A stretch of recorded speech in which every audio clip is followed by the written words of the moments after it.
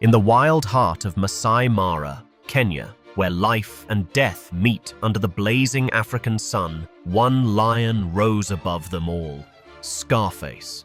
His story isn't just about dominance, it's about survival, brotherhood, and destiny.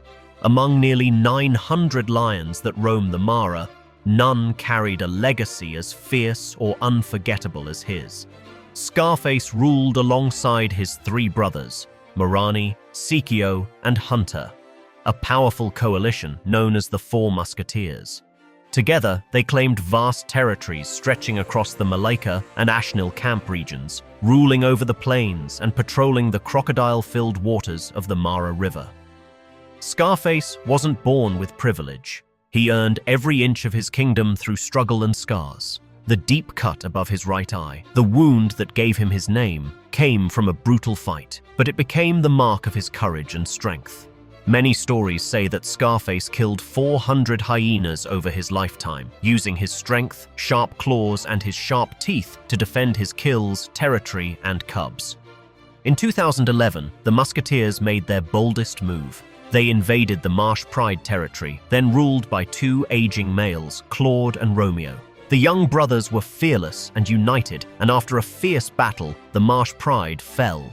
The plains had new rulers. Among them, Scarface stood out. His scarred face, wild mane, and piercing eyes made him unforgettable. From that day, his legend began to spread far beyond the Mara. Over the years, Scarface's mane grew darker and fuller, his presence commanding respect from lions and humans alike. He was often seen crossing the Mara River, a dangerous stretch infested with crocodiles, something few lions dared to do. But Scarface was fearless. He was the kind of lion who would look danger in the eye and walk straight through it. Tourists, guides, and wildlife photographers came from all over the world hoping to see him. He became the face of the Mara, appearing in documentaries by BBC, National Geographic, and many more. His image symbolized the untamed spirit of Africa. But even legends face the test of time. The Musketeers' brotherhood began to fade. Hunter disappeared in 2019, never to return. Sikio died from injuries in 2020. Only Morani and Scarface remained, the last two standing from the mighty coalition. Despite his age and many battles, Scarface refused to give up. Once he was speared by a Maasai herder during a conflict, a wound that nearly ended his life. Yet he recovered, stronger than ever, thanks to the efforts of wildlife veterinarians. His survival only added to his legend. By mid-2020, Scarface had grown frail. His steps were slower, his mane thinner, but his pride remained unshaken. He was often seen resting alone, still watching over the lands he once ruled.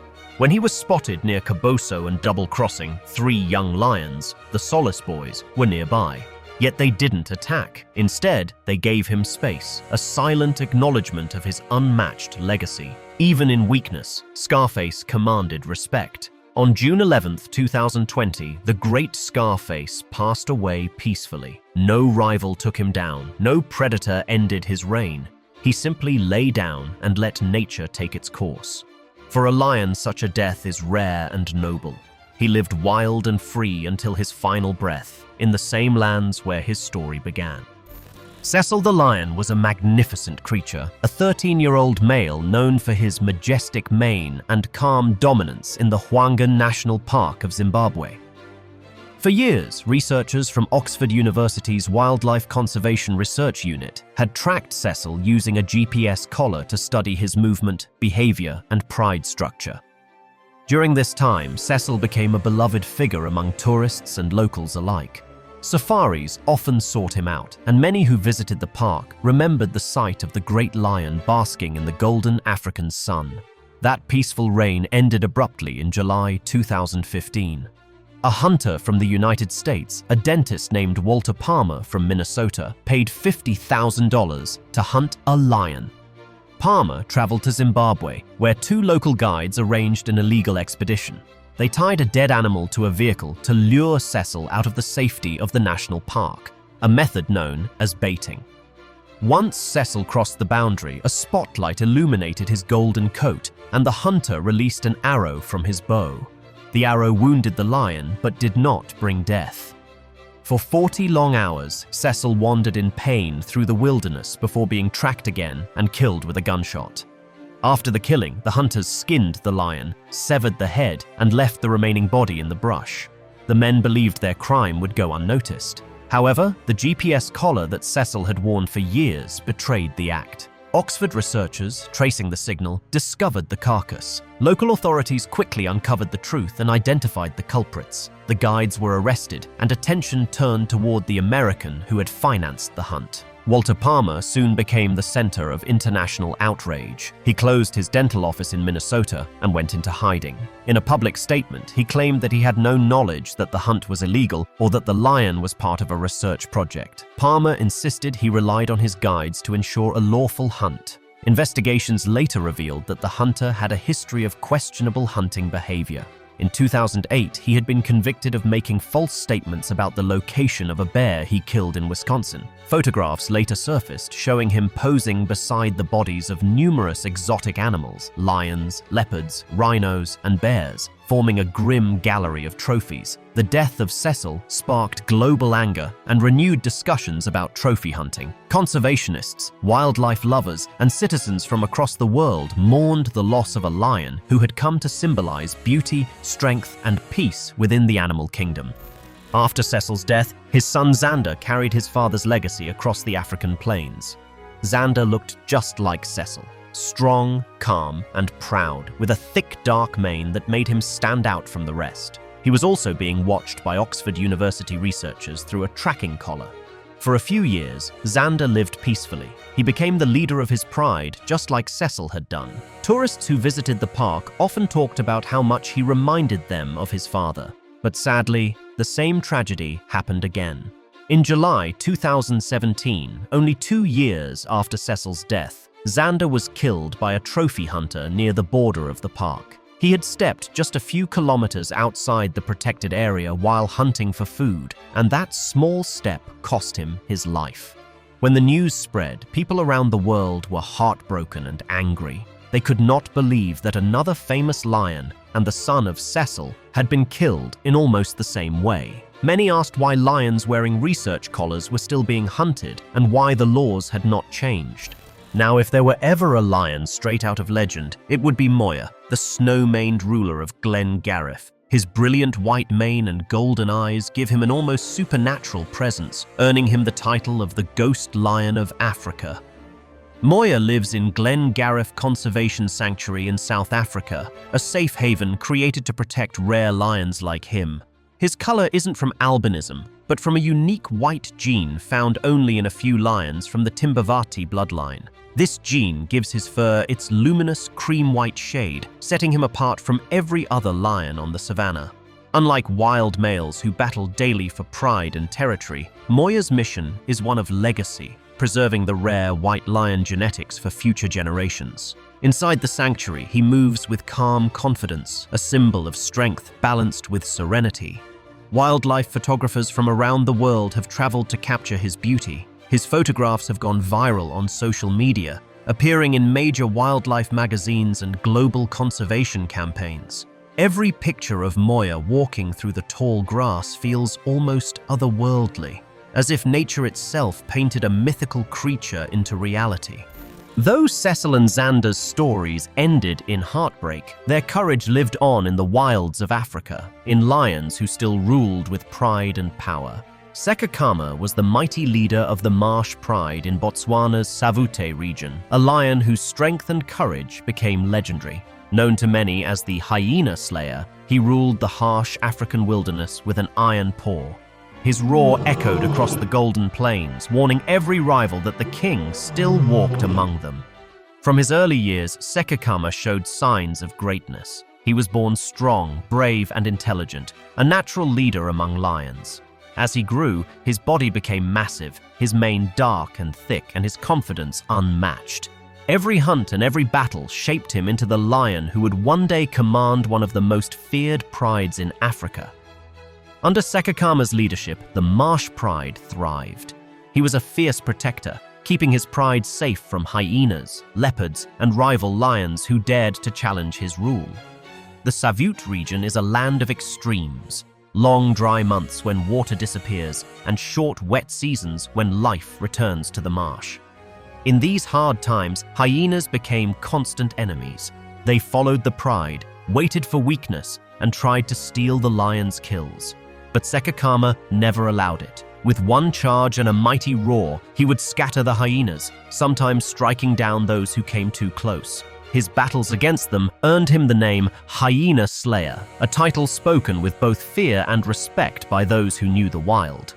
Sekakama was not just a fighter, he was a ruler who understood balance. He protected his cubs, allowed the lionesses to lead hunts, and kept peace within the pride. But in every kingdom, even the strongest king faces betrayal. As Sekakama grew older, his mane turned grey, and his once powerful body carried the marks of many battles. His sons, now grown and full of pride, began to challenge him. They were young, strong, and hungry for power, just as he once was. The circle of life had come full circle. Sekakama fought to hold his throne, refusing to give up the land he had ruled for so long.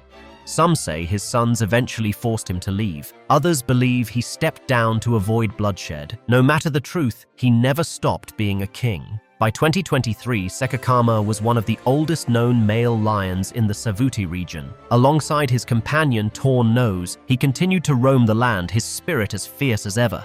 The last confirmed sighting of both lions came in August 2023, after which they vanished into the wilderness.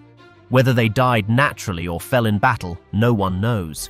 Long before Sekakama, the mighty king of the marsh pride, the African savanna once under the shadow of another kind of power, deep in the Sabi sands of South Africa, a new brotherhood was forming, one that would change everything. They were called the Mapogo Lions, 6 warriors bound by blood and survival. Their story began with Makulu, a young male who lost his pride when he was barely 2 years old. Alone and vulnerable, he wandered the wilderness with little hope, but fate had other plans. He was taken in by an older coalition known as the West Street Males, who unknowingly shaped a future king. As Makulu grew, he met 5 young lions: Mr. T, Kinky Tail, Rasta, Scar, and Pretty Boy. Together, they formed an alliance unlike any the savannah had ever seen. The 6 brothers hunted side by side, their power growing with every victory. Soon they left their old home and set out to claim new land. Their first great test came when they faced a herd of Cape buffalo. The battle was fierce. Dust filled the air, hooves thundered, and roars shook the plains. When the fight ended, the Mapogo stood over their fallen prey, bloodied but unbroken.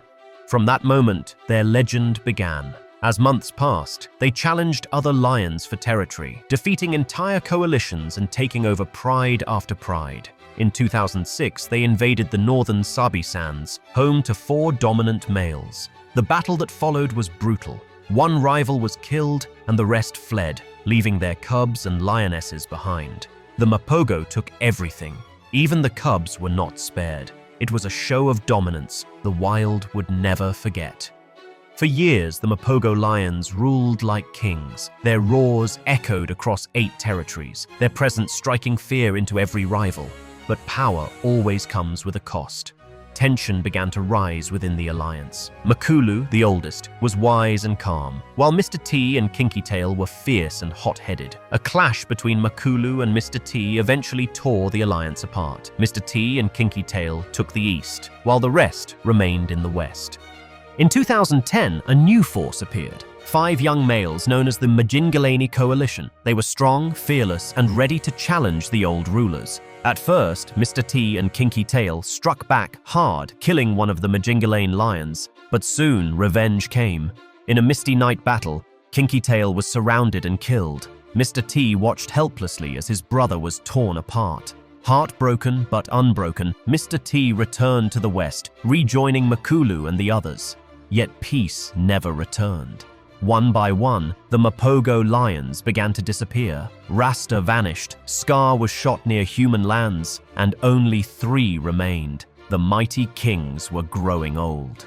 In 2012, Mr. T met his final test. Surrounded by 4 young Salati males, he fought until his last breath before falling to the ground. a true warrior's end. Makulu and Pretty Boy were the last of the Mapogo. Old, tired, but still proud, they roamed the grasslands together until time itself claimed them. By 2013, Makulu was seen for the last time near Malamala, the land where it all began. At nearly 15 years old, he was a symbol of endurance and pride. This is not just another story of a lion, it is the tale of a king, a father, and a force of nature who reshaped the wilderness of the Masai Mara. He and his sons together dominated the vast plains, becoming one of the most powerful families the wild had ever seen. This is the story of Notch and the sons who carried his legacy. Notch, also known as Key, was born around the turn of the millennium, between 1999 and 2000. His origins remain a mystery, his birth pride unknown, but from the moment he appeared, it was clear he was born to be a king. As a young lion, Notch learned to hunt, fight, and survive, and by the age of 3, he began to transform into a lion whose name would echo across the Mara for decades. Like many young males, he was cast out of his pride as he grew stronger, forced to face the dangers of the wild alone. But solitude made him tougher. It was during this time that Notch met the light male, a lion who became his closest ally. Together they formed a coalition built on power, unity, and strategy. In 2004, they overthrew Simba and Blondie, the ruling males of the famous Marsh Pride, claiming the territory in a fierce battle. Their rule was strong, but short-lived. A year later, the light male was killed while defending their pride, leaving Notch alone once more. Yet Notch endured, staying near his pride, guarding his legacy. In 2007, everything changed when Notch was overthrown and exiled, but instead of losing his cubs, 5 of his sons escaped with him. Unlike most lions, Notch did not abandon them. He raised them, trained them, and forged a coalition that would become legend. Notch 2, Caesar, Ron, Grimace, and Mighty Long. Together, they conquered the Mara, ruling more than 1,000 square kilometers and controlling prides like Paradise, Magoro, Serena, Rekaro, and many more. Their strength, unity, and intelligence made them one of the most dominant coalitions in lion history.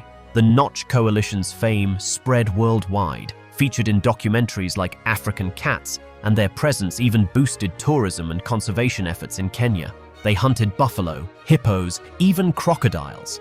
No prey was beyond their reach, but as the years passed, their power began to fade. One by one, the mighty lions fell.